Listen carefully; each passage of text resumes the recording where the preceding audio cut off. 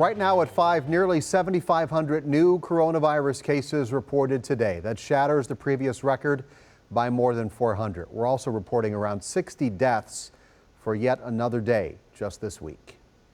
More than 2,000 people currently hospitalized with coronavirus, a record 14 patients now at the alternate care facility at State Fair Park. With no sign of slowing down, the pandemic is now tightening its grip on Wisconsin.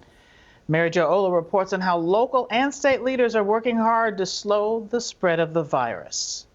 The COVID-19 situation in Wisconsin is getting worse. State and local leaders are really pushing people to stay home as much as possible. A lot of us looked at New York City in disbelief.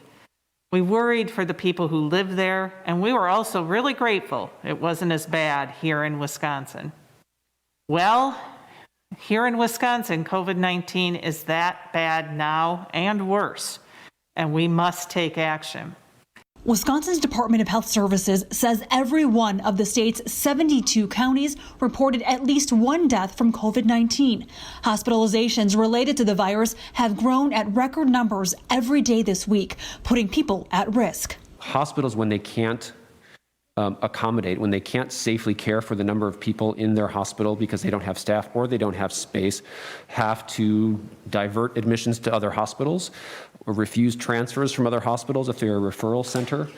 And we are very close to that being happen in certain areas. Health leaders continue to encourage people to stay home as much as possible, noting the surge of COVID-19 is tied to gatherings and exposure around the community.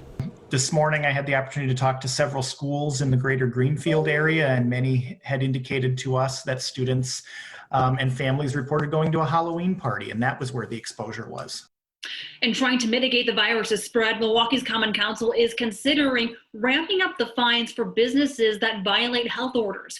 Currently, the fine is $500, but if approved, that could go up to $5,000 for each violation. Mary Jo Ola, TMJ4 News.